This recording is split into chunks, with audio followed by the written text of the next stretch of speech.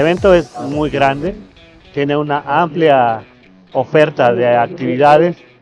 Te mentiría si te digo que he tenido la oportunidad de revisar todas, pero hay mucho dinamismo, una cantidad importante de gente, profesores muy interesados. En mi caso, me invitaron a participar en el coloquio por el pensamiento complejo que alberga Recrea Academy. Y he participado en otras ocasiones. Sin embargo, creo que el alojamiento del coloquio en Recrea Academy le da una visibilidad muy importante, permite que nos acerquemos a un público también como el de Guadalajara y otros profesores del estado que están buscando alternativas para atender los cambios asociados a las reformas, ya los replanteamientos no solo del currículo, sino de las relaciones que establecemos entre las personas que estamos involucrados en las instituciones y en los procesos de aprendizaje. Considero que es un gran acierto el hablar de comunidades de aprendizaje. Es uno de los retos más importantes en razón de los debates que hay en términos de la sociedad de la información, de la sociedad del conocimiento, e incluso hay autores, investigadores, políticos que ya no hablan ni siquiera de sociedades de la información o del conocimiento, sino justo de las sociedades del aprendizaje. ¿Y quiénes hacemos el aprendizaje? Pues quienes tomamos agencia, nos identificamos con el reto de involucrarnos de manera intergeneracional en la construcción de saberes. Y creo que están en el lugar correcto. Lo primero que viene a mi mente al ver tanta gente es que sin lugar a dudas hay un trabajo excepcional detrás, ¿no?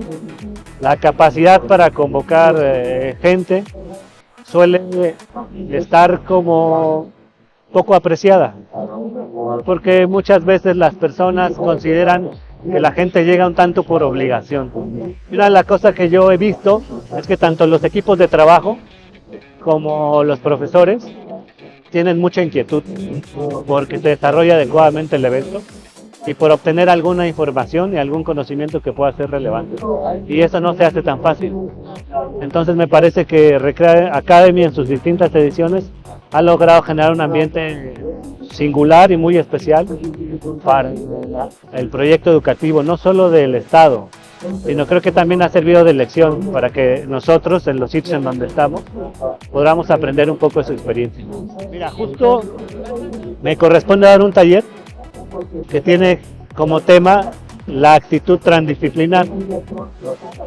Ahí vamos a ver en la primera fase cómo hay tres vertientes en general de la transdisciplinariedad.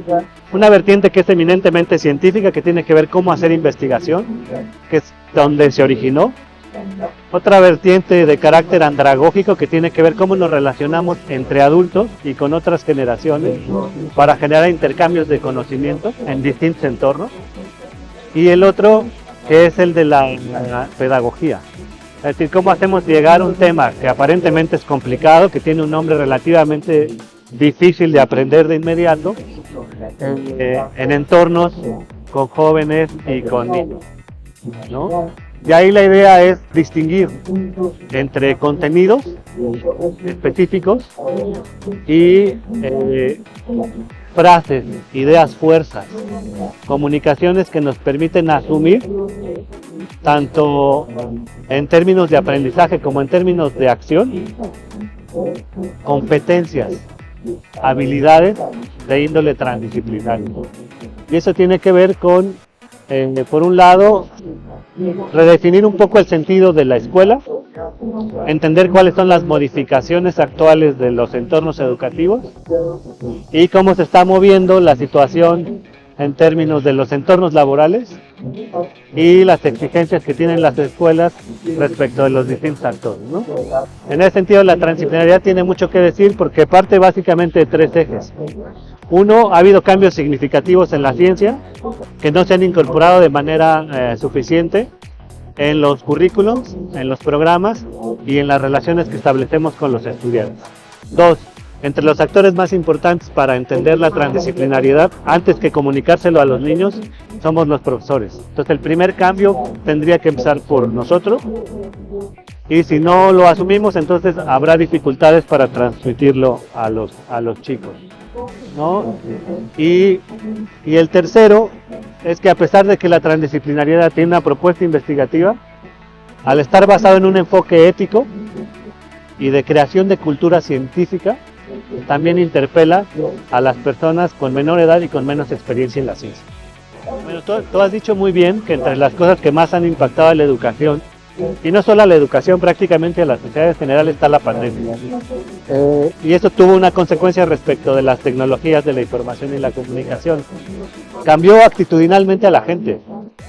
Antes de la pandemia nosotros teníamos la posibilidad de decir si queríamos o no involucrarnos en aprendizajes sobre el uso de ciertas tecnologías para la educación.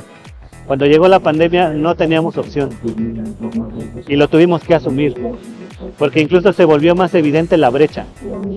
Para muchos profesores el desconocimiento les impedía ejercer de manera ágil y adecuada lo que trabajaban normalmente en el sitio al que estaban habituados, que era el aula. Descubrieron que si bien no había alternativa, efectivamente ahí había recursos a la mano con los cuales ellos podrían generar no solo nuevas relaciones con sus estudiantes, sino adaptarse de manera más ágil y acelerada a un tema que no es menor, que es la generación de ambientes de aprendizaje. La generación de ambientes de aprendizaje me parece que es uno de los temas más significativos sobre los que se ha perfilado el cambio en la educación, que tiene que ver primero con los motivos por los cuales nos reunimos en el aula, modularlos, porque evidentemente algunos venimos con cierto grado de obligación, pero lo más importante al final del día no está en quién viene por obligación y quién no, sino cómo aprovechamos el tiempo ahí, en el momento y en la situación, ¿no? Esa es una de las cosas que me parecen más importantes, y la otra es aprender de la diversidad. Lo que ha habido es una explosión de ofertas intelectuales acerca de lo que entre comillas podemos y debemos hacer, y lo que debemos intentar también es generar un criterio frente a esa diversidad, y eso implica convertirnos en profesores cada vez más informados. Y este evento me parece que lo que hace es entregarnos una cantidad importante de referencias sobre esas ofertas para hacer bien nuestro trabajo. Me hubiese gustado tener oportunidad de escuchar a más personas. Evidentemente me corresponde ahora ser ponente, pero no, me parece que han logrado un evento al que hay que aprenderle, del que tendríamos que imaginarnos en otros sitios algunas actividades similares, por el reconocimiento a la diversidad. Tenemos voces aquí que en términos de la discusión académica incluso podrían ser discordantes, reunidas en el mismo lugar. Al final del día no tendríamos por qué alinear un discurso para el profesor. Le tenemos que ofrecer la mayor cantidad de información posible, de calidad, como lo están haciendo, para que el profesor pueda construir a partir de ello sus herramientas. Porque cada vez es más demandante el trabajo que tenemos que realizar día a día en los distintos niveles educativos. En primer lugar, te puedo decir que lo que han hecho es una selección muy consciente de las personas y los tipos de actividades. He tenido la fortuna de conocer a casi muchos en otros foros. El doctor Furjo ahora mismo está haciendo una conferencia, he tenido oportunidad de estar con él en algunos foros. Las personas del coloquio de pensamiento complejo, el doctor Carlos Delgado, que viene de Cuba, y así con otras personas, ¿no? Entonces, lo que hay efectivamente es la creación de un evento que, a partir de la empatía y de la escucha activa de los docentes y de las situaciones específicas problemáticas, ha decidido buscar en el entorno quienes tienen algo significativo que decir.